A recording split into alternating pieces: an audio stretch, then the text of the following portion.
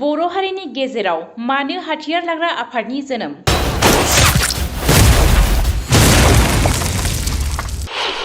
हारिनि सुबुंफोरा पुलिस मिलिटारिफोरजों माबायदि दुखु सैनांनाय?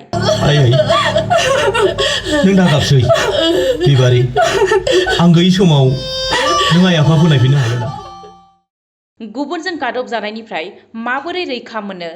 सोलोंथाइ राव हारिमुआ बर' हारिनि मानो गोनां आरो राजखान्थिया मा?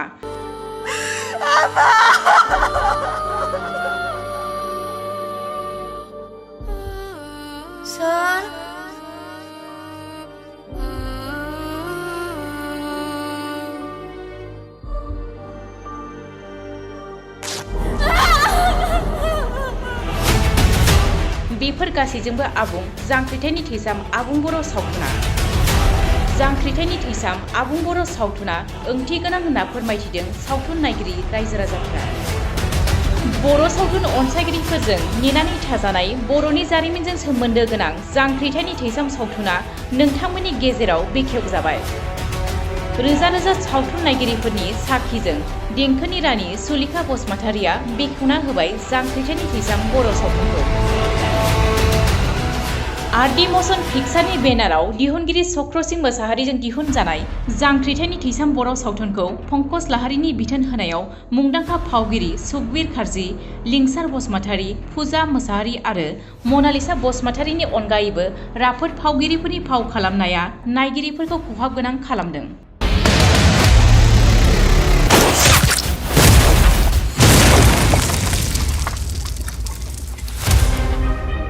असी साहब बे लामायाव आगान होबाय जेब्ला सानसेब्लाबो जों जेलनि ओंखाम जाखानांगोन।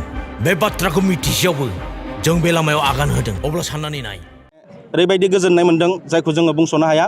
रोजा रोजा साबायखर बावनांगोन जायफोर बिथांमोनानोखि लैहोर लैहोर फैनानै जोंनि बे सावथुनखौ हेफाजाब होफैदों। गाबोननिफ्राय फिल्डआव एग्रिमेन्ट दंखायो।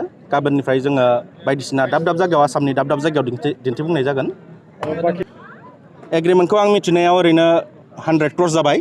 गाबोननि समावनो जोंनिया टटेल 30टा श' दङ। बे मोनसे हिस्ट्रि बायदि बुंनांगोन जाय समाव अफ सिजन खुनु फुजा नङा। जोंनिया मेनलि ओरैनो फुजायाव जायो आरो अफ सिजनावबाबो जोङो गाबोननि समाव आरो गाबोन 1 अक्ट'बर बेनि समाव जोंहा मा दङ 30टा श' दङ आरो टटेल। बे सावथुनाव जोङो गुबैयै बेरखांहोनाय जादों माने जोंनि गोबां जोहोलावजोफोरा माब्लाबा माने ओरैबायदि लामाखौ लानो गोनां जायो। आइजें दैनायखौनो आं बुंनो थांदों। मानो थांनो गोनां जादों एक्सुवेलि बेहाय थांनो गोनां जानायनि गुबै जाहोना मा बेफोरखौ जोङो एसे एला फकास खालामनाय जादों। जोङो माबायदियै जोंनि जाथिखौ जोंनि जाथिनि गेजेराव थानाय सुबुंफोरखौ जों माबायदि जोङो दैदेनलाङोब्ला जोंनि बेफोरबायदि गुबुन लामाजों दिंग्रायलांनाया खम जागोन बेफोरनि गोबां मेसेज होनाय जादों आरो डायलगनि गेजेरजों पिक्साराइजेसनजों हास्लाबाखैबाबो जोङो डायलगनि गेजेरजों बेखौ मेसेज होनाय जादों।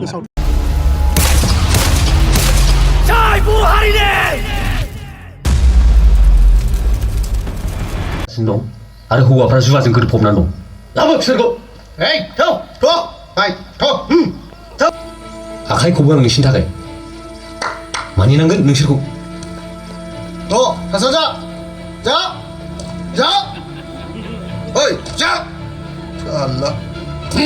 नैबे सेंग्राफोरखौ नाय न' बां गारनानै गावनि जिउखौ आखाइ मुथियाव लानानै मोनजाया मोनलोङा मानि थाखाय गावगार लानांगौ जाना फैदों।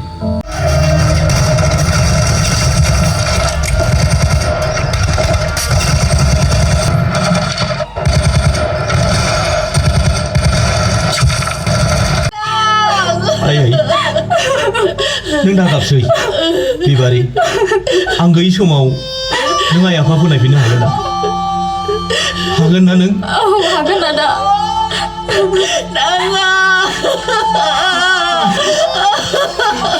मा खन्था रायलायबाय बेहाय? उखिल लाना फै। थादो आफा।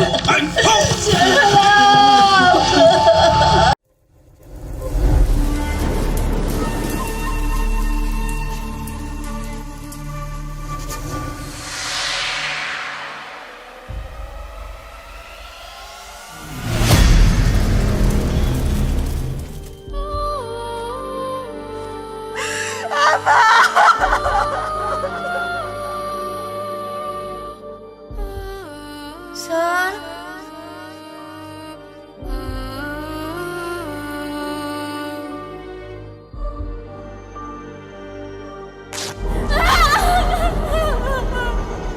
बेलामाया न'आव फैयोब्ला सिरि सिरि खौरां हर।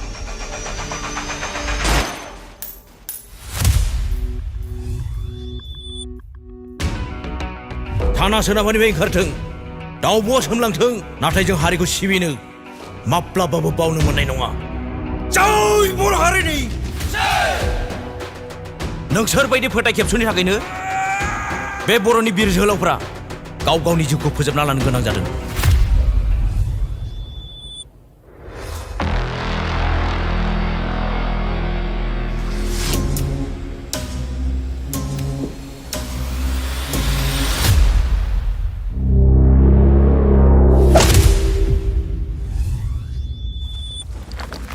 आलादा रायजोनि सिमांखौ मोगथाङाव जाफुंनांगौबा जों बयबो गिनाय मेंग्लिनाय बानाय बेफोरबादि गाज्रि आखुनिफ्राय गोजान जानांगोन।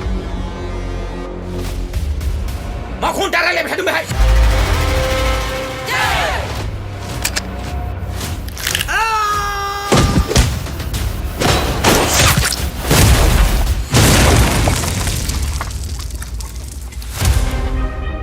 असी साहब बे लामायाव आगान होबाय जेब्ला सानसेब्लाबो जों जेलनि ओंखाम जाखानांगोन। बे बाथ्राखौ मिथिसेयावबो जों बे लामायाव आगान होदों अब्ला साननानै नाय हारिनि सेन्टिमेन्टआ जोंनि सोलेराव माबायदि रोदा रोदा हाबनानै दं।